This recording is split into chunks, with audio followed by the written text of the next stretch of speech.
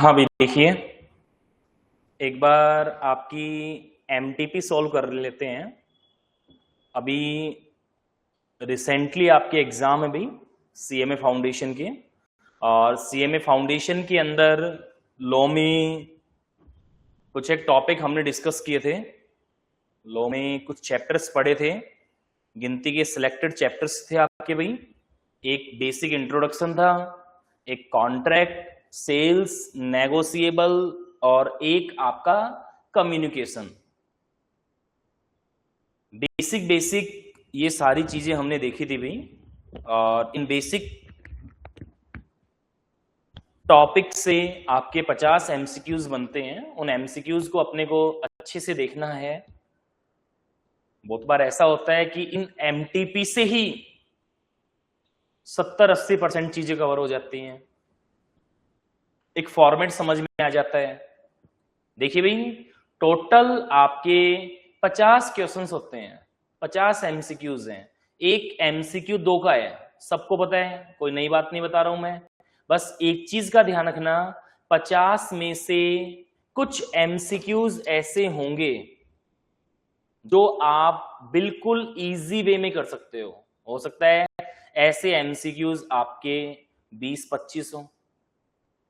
10 से 15 एमसीक्यूज ऐसे होंगे जिनमें आपको थोड़ा दिमाग लगाना पड़ेगा भाई, और 5-7-10 एमसीक्यूज ऐसे होंगे जो बिल्कुल टिपिकल वाले होंगे। हो सकता है आपको लगे कि साहब ऐसा तो मैंने पढ़ा ही नहीं था, ऐसा तो बैक साइड के मैंने सारे क्वेश्चंस कर लिए थे, वहां भी नहीं था। तो देखिए सीधी सी बात है अभी, आपको 50 में से 25 एमसीक्यूज जो बिल्कुल इजी वे में हो रहे हैं पहले उनको फ्री करने हैं। 10 से 15 एमसीक्यूज में जो दिमाग लगाना है उन पे बात करनी है पहले। बचे हुए जो 5-7 एमसीक्यूज हैं उनको बाद में आराम से आप दिमाग लगा लगा के, सिलेक्शन है एमसीक्यूज के अंदर कौन सा बेस्ट है, या तो आपको ये पता हो भी ये बेस्ट है, ये आंसर होना चाहिए, या फिर ऐसा हो कि ये आंसर हो ही नहीं सकता। तो जो नहीं हो सकता उसको बिल्कुल काटो, फिर बचे हुए पे डिस्कस करो। जिद नहीं करनी है, नहीं साहब मैं तो पहले ये वाला ही क्वेश्चन करूंगा, मैंने सारे टॉपिक्स पढ़े हुए हैं, पता नहीं कहां से निकल कर आ गया। जिद नहीं करनी है भाई, आपको बिल्कुल इजी तरीके से पढ़ना है इनको। कुछ एक एमसीक्यूज हैं जो अभी आपको डिस्कस करते हैं भी। सबसे पहले जो फर्स्ट एमसीक्यू दिया हुआ है आपको, ये आपका चैप्टर 1 का है, बेसिक। द एसेंस ऑफ सब ordinate legislation can be found in which article of the constitution of India 1950। अगर रिसेंटली आपकी बेसिक की 2 क्लास हुई थी भाई, उन 2 क्लास में अगर आपने देखा हो, सब ऑर्डिनेट लेजिस्लेशन हमने आर्टिकल 13 के अंदर देखा था। सेकंड आपको दिया हुआ है कॉन्ट्रैक्ट से। In contract act the term consequences ad idem means, याद है भाई, कॉन्ट्रैक्ट करते टाइम दोनों व्यक्तियों की जो सोचने समझने की शक्ति है वो सेम होनी चाहिए। जो मैं बेच रहा हूं वो आप खरीद रहे हो। याद है, एक एग्जाम्पल दिया था अगर आपको याद हो तो, मारुति 800 का और मारुति ऑल्टो का। ए चाह रहा है मैं ऑल्टो 800 बेच दूं, बी सोच रहा है कि ये ऑल्टो बेचेगा, तो दोनों की थिंकिंग सेम नहीं है भाई। दोनों की थिंकिंग क्या नहीं है, सेम नहीं है। और होनी क्या चाहिए, सेम होनी चाहिए। Parties agree upon the same thing in same sense, ठीक है भाई। Parties under free concern, parties under mistake तो हो ही नहीं सकता, none of the above. First आपको बिल्कुल परफेक्ट मैच कर रहा है, फर्स्ट आपका जो ऑप्शन है ये बिल्कुल परफेक्ट मैच कर रहा है भाई, कि सोचने समझने की आपकी बिल्कुल, मैं जो बेच रहा हूं भाई आप खरीद रहे हो। जो unpaid seller can exercise his rights of lien, rights of lien का याद भाई, माल को कब्जे में बनाए रखना, माल को कब्जे में बनाए रखना। तो आप राइट्स ऑफ लीन का अधिकार एक अनपेड सेलर कब ले सकता है भाई, और कब खो देता है, even when property in goods has passed to the buyer, only when property in goods has not passed to the buyer. आप अनपेड सेलर हो, आपके पास माल को कब्जे में बनाए रखने का अधिकार कब होगा? जब प्रॉपर्टी आपके पास होगी। अगर प्रॉपर्टी आपने बायर को ट्रांसफर कर दी तो माल को कब्जे में कैसे बनाए रखेंगे आप बताओ? राइट्स ऑफ लीन तो खत्म हो ही जाएगा। हाँ, दूसरा है स्टॉपेज इन ट्रांजिट आ जाए, कोई और आ जाए, वो देख लेंगे। इफ एन, एक बार वापस देखना भाई, unpaid seller can exercise his rights of lien, can exercise his rights of lien even when property in goods has pass to the buyer. ये ध्यान रखना भाई, खो बैठता वाली बात है। किस केस में अनपेड सेलर, किस केस में अनपेड सेलर अपना माल को कब्जे में बनाए रखने का अधिकार खो बैठता है? कैन नोट नहीं है भाई, कैन है। तो यहां आप क्या बोलेंगे? जब प्रॉपर्टी क्या हो जाए? बायर के पास ट्रांसफर हो जाए। अगला, if an instrument may be constructed either as a promissory note और bills of exchange, it is a valid instrument. देखिए, प्रोमिसरी नोट और bills of exchange, promissory note को बनाने वाला मेकर होता है जो कि बायर है, और बिल्स ऑफ एक्सचेंज को बनाने वाला ड्रॉवर होता है जो कि सेलर है।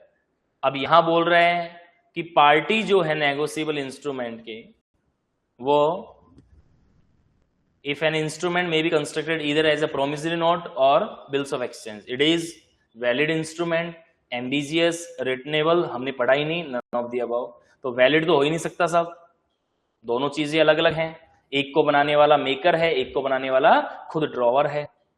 एम्बिजियस इंस्ट्रूमेंट हमने पढ़ा था, फिक्टिशियस, काल्पनिक, कल्पना मात्र, बनाने वाला भी, ड्रॉवर भी वही, ड्रॉबी भी वही, दोनों की साइन राइटिंग क्या हो रही है भाई? मैच हो रही है। अगला, द श्रेणी courts were associated with royal administration. याद है भाई, रिसेंटली आपको अभी करवाया था कि अगर प्रोफेशनल किसी भी प्रकार का आपका कोई विवाद होता है बिजनेस से रिलेटेड, तो हम उसको इस कोर्ट के अंदर लेकर जाते हैं। Religious matter, military dispute, trade और प्रोफेशनल काउंसलिंग। तो क्या आ जाएगा इसका? डी आ जाएगा अभी, ट्रेड और प्रोफेशनल काउंसिल्स। देखिए भाई, बेसिक बातें हैं, कुछ खास बात है नहीं। अ person who rightfully resigned a contract is entitled to no compensation, compensation for damage sustained through non-fulfillment, be imprisoned, double the amount of the contract. A person who rightfully resigned a contract is entitled to, भाई मेरे पास इस contract को cancel करने का क्या है? अधिकार है मेरे पास। तो सीधी सी बात है, मेरे पास इस कॉन्ट्रैक्ट को कैंसिल करने का अधिकार है, तो कंपनसेशन तो मिलेगा ही मिलेगा। लेकिन डबल मिलेगा ऐसा जरूरी नहीं है। मेरे को कंपनसेशन मिलेगा जितना मेरे को क्या हुआ है? नुकसान हुआ है। कुछ चीजें हैं, पढ़ लेना भी, पढ़ते ही समझ आ जानी चाहिए आपको। अगला, delivery of the key of a godown where goods are kept amounts to, actual हो ही नहीं सकता, सिंबॉलिक, कंस्ट्रक्टिव भी नहीं हो सकता, ऑल ऑफ द अबव तो हो ही नहीं सकता। याद, एक सिंबल देना, तो चाबी देना एक सिंबल ही है भी आपका। आर्टिकल्स वगैरह के जो हैं ये क्वेश्चंस बेसिक वाले, ये आप पढ़ लेना, रट लेना, जो भी करना चाहो फिलहाल, अब दिमाग लगाने वाला टाइम है नहीं। Under which article can be amend the provision of the constitution of India? Article 356, article 368, article 254, article 245। तो कौन सा अमेंड हुआ था भाई? 368। If a party unauthorizedly change the date or amount of a contract, it is discharged due to, मतलब आपके पास power नहीं थी अमाउंट, डेट वगैरह चेंज करने की, फिर भी आपने अमाउंट और डेट क्या कर दी? चेंज कर दी। क्या बोलेंगे उसको हम? Remission, material alteration, performance recession. Remission का मतलब लेसर परफॉर्मेंस वाली बात थी, तो ये तो हो ही नहीं सकती, ये तो हो ही नहीं सकती भाई। मटेरियल ऑल्ट्रेशन क्या करना, चेंजेस करना, और परफॉर्मेंस नहीं आएगा, रिसेशन भी नहीं आएगा, तो परफेक्ट क्या जम रहा है भाई, मटेरियल ऑल्ट्रेशन, क्या करना, चेंजेस करना। A speculation essential to the main purpose, याद है main purpose, the breach of which allows reputation is a warranty, guarantee, condition place. तो डी क्या दिया हुआ है, कंडीशन दी हुई है, तो क्या आ जाएगी भाई, कंडीशन। अगर यहां पर आपका एसेंशियल की जगह कोलेट्रल वर्ड होता तो हम क्या ले लेते भाई, वारंटी ले लेते, याद है ना, कंडीशन टूटी, कॉन्ट्रैक्ट टूटा। देखिए वापस वही बात है, 70-80% चीजें आप इजी वे में कर सकते हैं भाई, कहीं कोई दिक्कत नहीं है। 70-80% चीजें आप इजी वे में कर सकते हो। थोड़ा बहुत माइनर सा आपको लगेगी साहब इसमें 1 आध 2 5 7 क्वेश्चंस में दिक्कत है, उनको सबसे लास्ट में छेड़ना। और एक चीज आप क्लियर कर लेना, आपके पास टाइम सफिशिएंट रहेगा भाई, आपके पास जो टाइम है, समय है, वो सफिशिएंट रहेगा। समय की आपकी कहीं कोई कमी नहीं है भाई कि साहब मेरे पास समय नहीं रहेगा, तो आराम से समझ के चीजें करनी है आपको, कोई जल्दबाजी नहीं है। If a minor draw endorse deliver और negotiate an instrument, such instrument binds, क्या बोल रहा है भाई, all parties to the instrument including क्या, minor, only the minor and not other parties to the instrument. देखिए सीधी सी बात है, माइनर तो एक्सेप्शन में आएगा ही आएगा, सारी पार्टियों को बाउंड कर सकते हो, छोड़कर किसको, माइनर को। और शायद आपको बताया भी था, माइनर के पास इनकमिंग होती है, आउटगोइंग की कोई सुविधा नहीं है। Which of the following statement correctly differentiate arbitration from conciliation. In arbitration the decision is not binding, whereas in conciliation the decision is always binding। अभी recently पढ़ा था आपने ये, arbitration involve a third party tribunal whose award is mostly binding, while conciliation involve a third party conciliator who only facilitate a voluntary statement। in conciliation court का तो कोई लेना देना ही नहीं है, थर्ड पार्टी वाली बात आती है इसमें। arbitration only used for criminal dispute, ये बात भी गलत है भैया आपकी, ये तो है ही थर्ड पर्सन के लिए। An instrument drawn conditionally as collateral security is called, accommodation helping nature था, फिक्टिशियस आपका काल्पनिक था, एस्क्रो डॉक्यूमेंट्री डॉक्यूमेंट्स अटैच करा था, क्या बोल रहे थे इसको हम, एस्क्रो इंस्ट्रूमेंट, ऐसा इंस्ट्रूमेंट जो गिरवी रखा जाता है, ठीक है, एस्क्रो बोलते हैं उसको, पढ़ाया था, बताया था। बहुत सी चीजें ऐसी हैं जो ऑलरेडी आपने पढ़ी थी और कोई एक आध क्वेश्चन हो सकता है अलग से आ जाए। What is the primary difference between novation and alteration. In novation parties में चेंज, इन ऑल्ट्रेशन पार्टी में alteration require no concern, novation only apply to e contract. बिल्कुल गलत बात बोल रहे हैं ये तो, there is no difference, difference तो होता है तो ये हो ही नहीं सकता। नोवेशन ओनली अप्लाइज टू, ये गलत बात है। ऑल्ट्रेशन रिक्वायर नो कंसर्न, तो क्या लग रहा है भाई, इन नोवेशन पार्टीज में चेंज, सही बात है, ऑल्ट्रेशन में पार्टीज वो की वो रहती है। नोवेशन का मतलब होता है नया बनाना और ऑल्ट्रेशन का मतलब होता है उसी में क्या करना, चेंजेस करना। अगर उसी में आप चेंजेस करोगे तो पार्टीज क्या रहेंगे, सेम रहेंगे।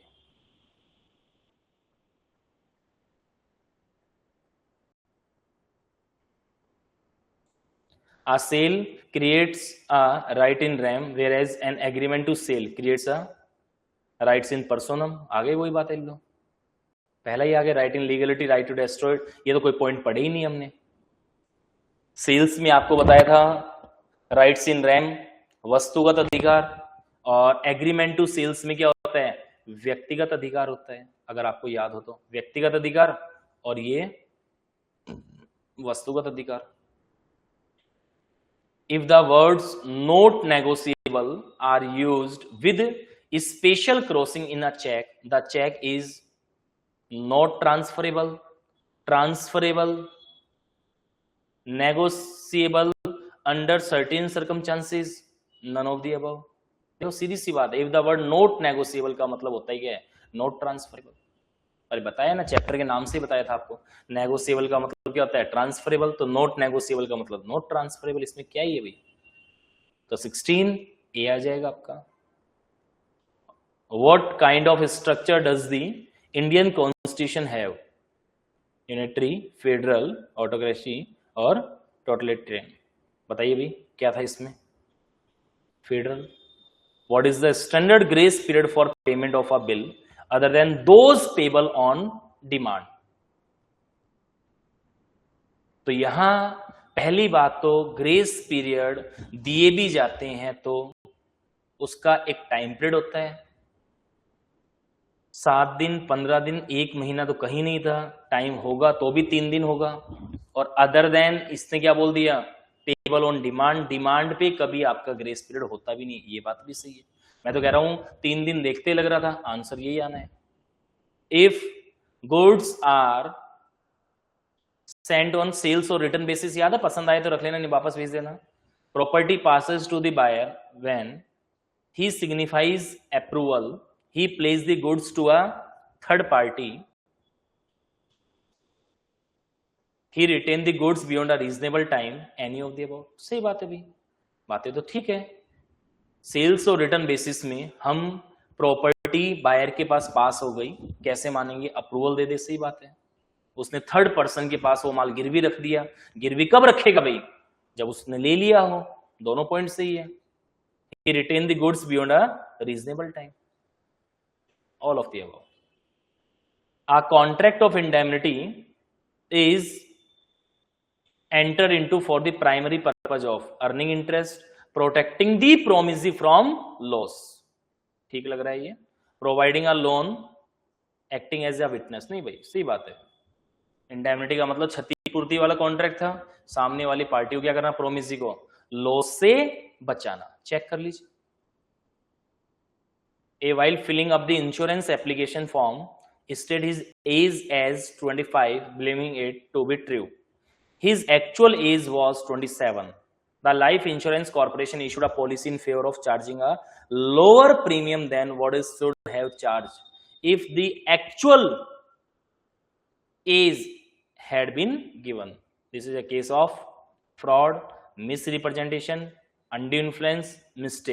तो अनड्यू इन्फ्लुएंस का तो कोई चांस ही नहीं है, मुद्दा निकल कर आएगा फ्रॉड का या मिस रिप्रेजेंटेशन का। तो देखो सीधी सी बात है कुछ और बता कुछ और रहा है, तो आप क्या बोल सकते हैं इसको, miss representation. Mistake of fact तो हो ही नहीं सकती। तो यहां देख लेना भी 21 में बेस्ट क्या लग रहा है, मिस रिप्रेजेंटेशन, गलत शो ऑफ करना, है कुछ और बता कुछ और रहे हैं। आप प्रोमिसरी नोट, अगला देखिए भाई, illustration number 22। A promissory note, bills of exchange or check drawn on made in India and made payable in drawn upon any person resident in India. India is treated as an inland instrument, local, foreign, indigenous। यहां तो सीधी सी बात है, inland instrument है, साफ साफ समझ में आ रहा है। Under an agreement to sell, if the buyer becomes insolvent before the price is paid and before the goods are delivered, what is the seller's legal position regarding the official receiver? Agreement to sales के अंदर पता लग रहा है साहब, buyer क्या हो चुका है, इंसॉल्वेंट हो चुका है पैसे देने से पहले, लेकिन अभी तक हमने क्या नहीं दी, डिलीवरी नहीं दी। तो सेलर के पास क्या ऑप्शन है, सेलर की पोजीशन पूछ रहे हैं, उसके ऑफिशियल रिसीवर से regarding. The seller is bound to deliver the goods and claim a retable dividend for the price। The seller can refuse to deliver the goods to the official receiver। The seller must deliver the goods if the official receiver provide a guarantee। The property has already passed। ये तो दिखी गलती बोल रहा है अभी, वैसे भी एग्रीमेंट टू सेल्स थी, सेल्स नहीं थी। एग्रीमेंट टू सेल्स में माल की डिलीवरी देने से पहले क्या हो गया, वो इंसॉल्वेंट हो गया। If the buyer become insolvent before the price is paid and before the goods are delivered, ना तो पैसा दिया ना delivery the, what is the seller's legal position regarding the official receiver. The seller is bound to deliver the goods and claim.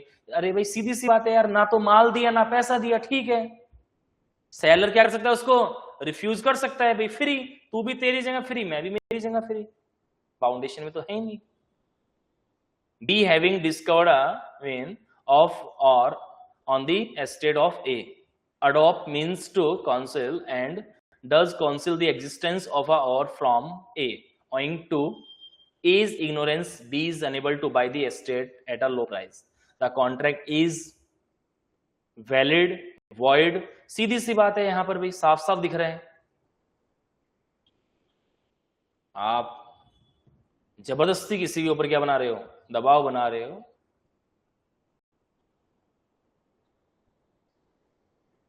तो यहां voidable में चला जाएगा भाई. A cheque must be presented to bank within बता रखा है भाई आपको कितने दिन तक, 3 महीने तक. 3 महीने के बाद वो कागज का टुकड़ा है. इससे पहले वाली अगर कोई एमटीपी वगैरह सोल्व करो तो ध्यान रखना भाई, वहां आपका टाइम जो था वो 6 महीने का था पहले वाले में, अब 3 महीने का है. चेक कर लो भाई.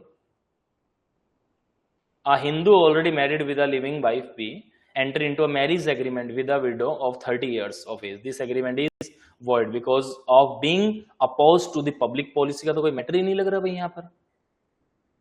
वैलिड एंड वैलिड हो ही नहीं सकता. voidable because A had obtained these consent by exercising undue influence against her. void because of being forbidden. ये बिल्कुल सही है भाई, कानून की नजरों में क्या है, ये गलत है. कानून की नजरों में क्या है, ये गलत है. In case of appropriation of goods which are essential requirement, the goods should conform to the description and quality stated. बिल्कुल सही बात है.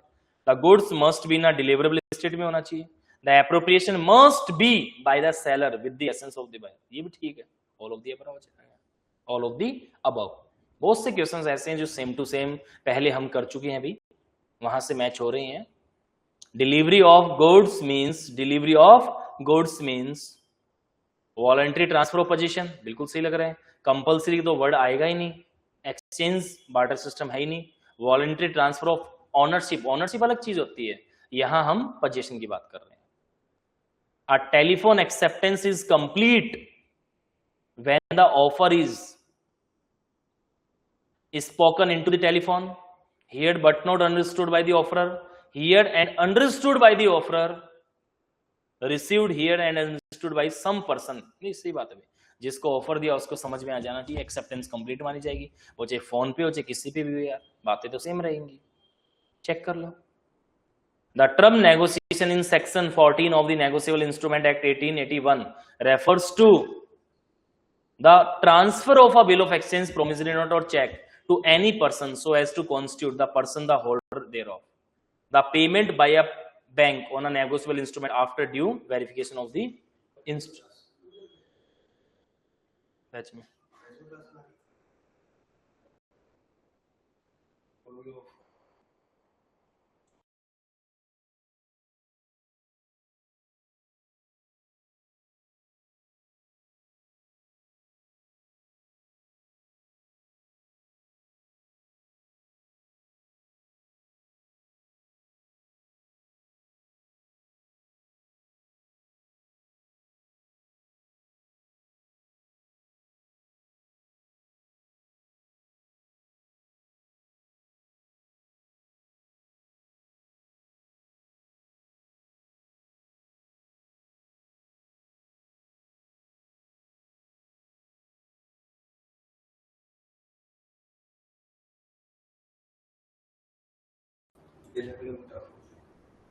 हाँ भी देखिए आगे.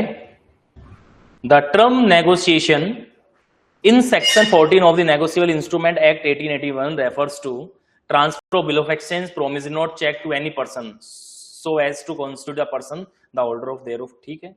The payment by a bank on negotiable instrument after due verification. गलत बात अभी.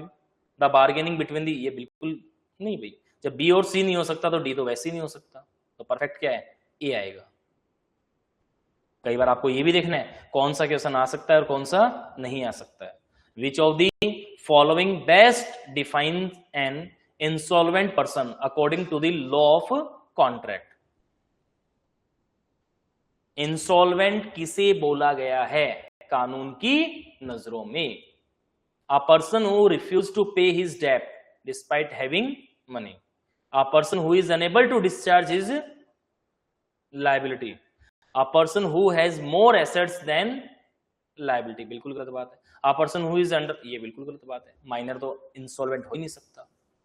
अ person who is unable to discharge his liability, B point बिल्कुल परफेक्ट जम रहा है भाई इसके अंदर। बी क्या लग रहा है? बिल्कुल परफेक्ट लग रहा है। Professional behaviour include behave in a manner in the work place. Professional behaviour natural, positive, negative, none of the. क्या होना चाहिए भाई आपका? क्या होना चाहिए? Positive.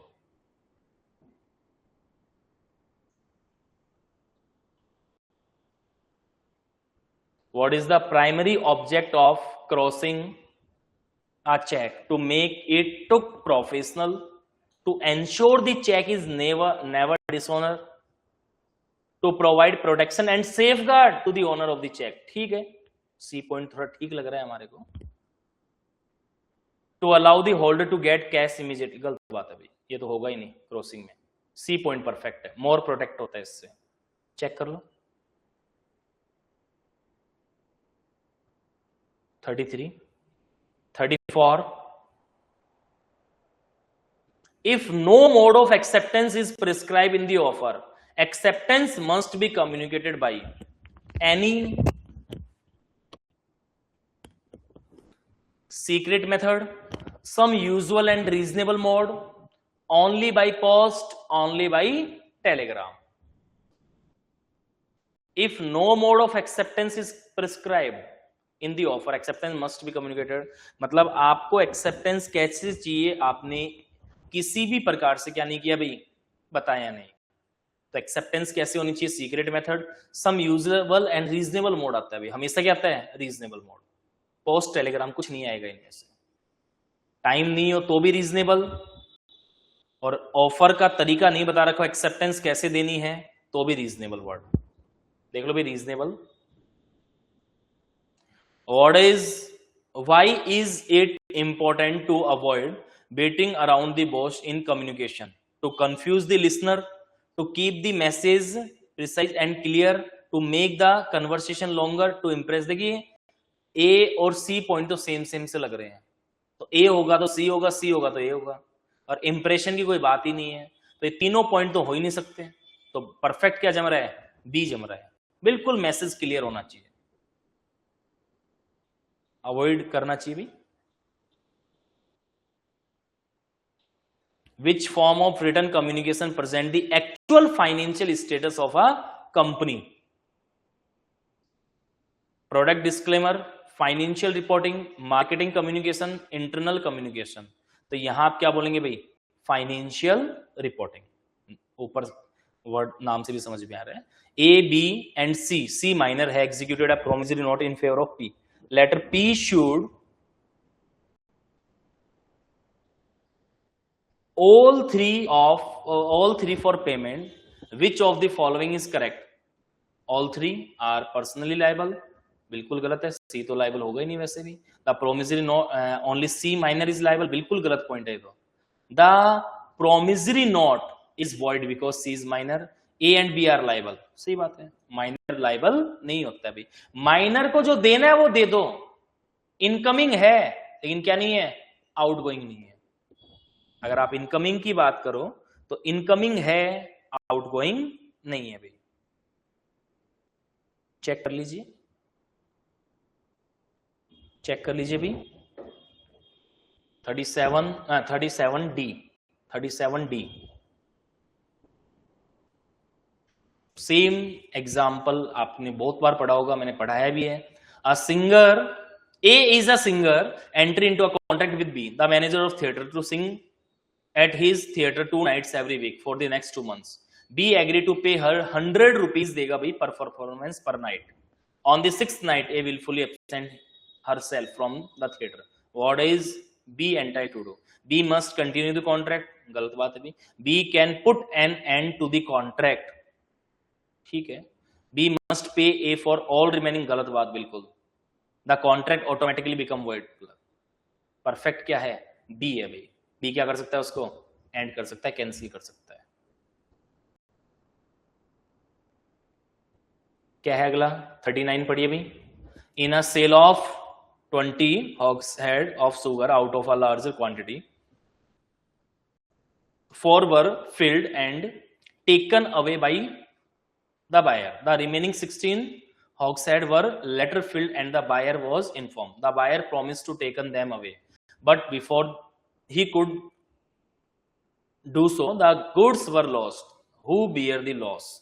The seller because delivery was not completed, the buyer because the property has transferred. बता चुका हूं मैं, शायद कपड़ों का एग्जांपल, शोरूम का एग्जांपल कई बार आपको दिया था। कपड़े ले लिए, आगे सब और कुछ काम जा रहा हूं मैं, और पीछे से दुकान में क्या लग गई थी? आग लग गई थी, अगर आपको याद हो तो। इक्वली और कोई चांस ही नहीं है, या तो सेलर भुगतेगा या buyer भुगतेगा। A debate is usually based on current affairs or specific situation, imaginative storytelling, poetry and creating writing, historical speeches। देखिए भाई, डिबेट हमेशा करंट मुद्दे पे होती है। आपको बताया हुआ है ये कि डिबेट हमेशा किस पे होती है? करंट मुद्दों पे होती है। In case of breach of quasi contract a sue may be filed, जैसे कंप्लीट कॉन्ट्रैक्ट से केस होता है वैसे क्वासी में भी हो सकता है। Only with special permission, only for liquidated damages, not maintainable in court in the same way as complete contract. सही बात है भाई, जैसे कंप्लीट कॉन्ट्रैक्ट में केस होता है ना, वैसे ही आप क्वासी कॉन्ट्रैक्ट के अंदर भी क्या कर सकते हो? केस कर सकते हो। Advertising through newspaper, magazine and brochure is called. साफ साफ लग रहा है भाई यहां पर। कौन सा मीडिया है? Print media, broadcast, outdoor, print media, digital. Digital होता ही नहीं है, मैगजीन वगैरह, प्रिंट है तो। What are specific goods? Goods that are not yet manufactured, goods identified and agreed upon at the time the contract of sale is made. Specific goods किसे बोलते हैं भाई? कॉन्ट्रैक्ट के टाइम पे हम क्या कर लेते हैं? उसको आइडेंटिफाई कर लेते हैं। गुड्स सोल्ड इन बल्क, गलत है। गुड्स आर इंटेंजिबल, बिल्कुल गलत है। कुछ पॉइंट्स तो ऐसे हैं जो पढ़ते ही समझ में आ जाते, नहीं आएंगे। अगला क्या है भाई? 44, interpretation and conversion of information communicated into the intelligible from so that the recipient can fully understand the true meaning of the information is called decoding, encoding, feedback, none of the above. बोली भाई क्या आ जाएगा? Decode आ जाएगा। पहले encoding होती है और फिर आपकी डिकोडिंग होती है। मैसेज भेजते हैं तो एनकोडिंग, और सामने वाला रिसिपेंट अगर उसको समझता है, पढ़ेगा, decoding. To prove undue influence, the plaintiff has to prove that the relation subsisting between the parties are such that the defendant was in a position to dominate the will of the plaintiff। आगे, the plaintiff used the position to obtain an unfair advantage from the plaintiff। और आगे, both first और second, both क्या आ जाएगा भी आपका? First and second, none of दिया हुआ। देख लेना भाई इसमें क्या दिया हुआ आपको, बोथ ही दे रखा होगा, दोनों ही कर सकता है वो। अगला, writing fosters creativity because it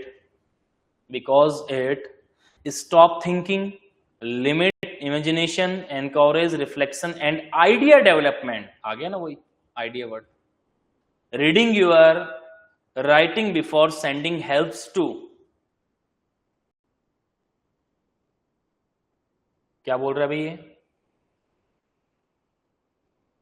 reading your writing before sending helps to, पढ़ना भी आगे क्या क्या ऑप्शन है आपके पास? Find and correct mistake, increase error, waste time. Waste time गलत बात भाई, मेक इट नहीं, बिल्कुल पढ़ना चाहिए आपको, गलतियां को पता लगता है आपको। मैसेज भेजने से पहले होता है ना, प्रूफ रीडिंग भी होती है एक, PR। An indemnity holder can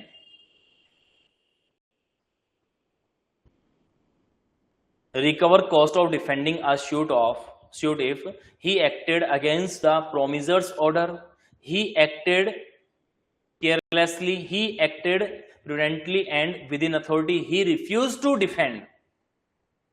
A indemnity holder can recover cost of defending a suit if, सब इंडेमनिटी का कॉन्ट्रैक्ट किया था, दो पार्टी होती है, इंडेमनिटी, इंडेमनीफायर, इंडेमनीफाइड।